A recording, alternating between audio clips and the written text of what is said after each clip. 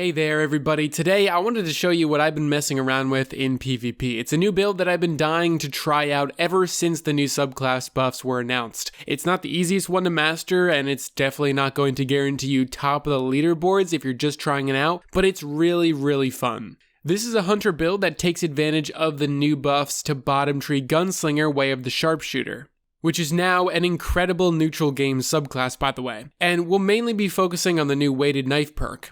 It's this really cool throwing knife with a long wind-up and plenty of one-hit kill potential, similar to a Titan's shoulder charge or Warlock's handheld supernova. With bottom tree's overhaul, the throwing knife does extra precision damage on top of being instantly recharged when you land that precision hit. Because of this wind-up, which oftentimes leaves you exposed for a fraction of a second, I decided to pair it with an exotic that synergizes with our melee ability, and one that gives me some kind of benefit related to recovery for when we do get a little bloodied. Enter Assassin's COWL.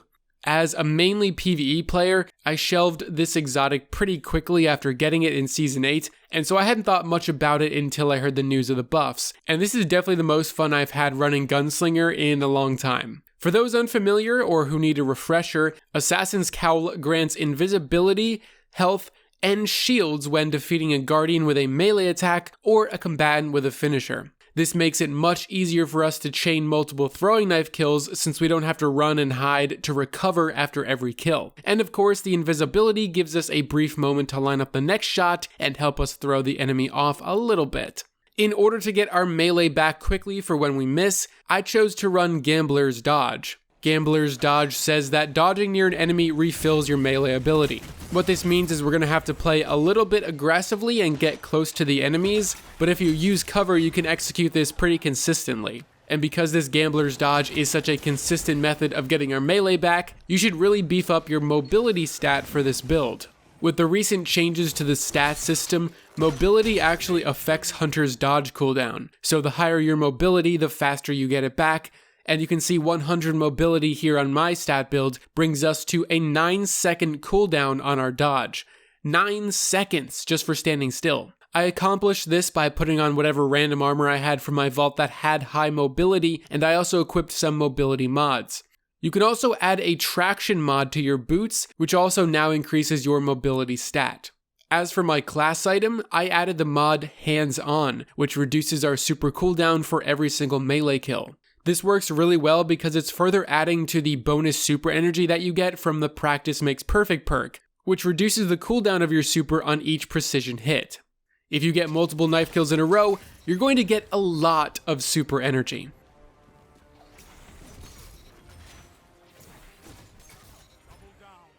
If you really want to make sure that melee charge is always active, or you aren't too fond of going all in on mobility, you can also add in Monte CARLO to recharge your melee ability when you deal damage with it. And that's essentially the build. It's pretty simple but extremely effective if you can get used to the way weighted knife plays. It requires more precision than something like handheld supernova or shoulder charge, but the payoff when you get it to land is totally worth it. I mean, it's just incredibly satisfying to pull off, especially when you throw it, look away, and then all of a sudden you turn invisible and you're just like, hell yeah. One great feature about the weighted knife is its ability to bounce. Unlike top tree's knife where it sticks to surfaces and detonates, bottom tree's knife can ricochet off surfaces and even the floor. So you can pull off some pretty crazy tricks because of this. In fact, a lot of my bounce or ricochet kills happened by accident, and I had to actually slow these clips down just to see what happened.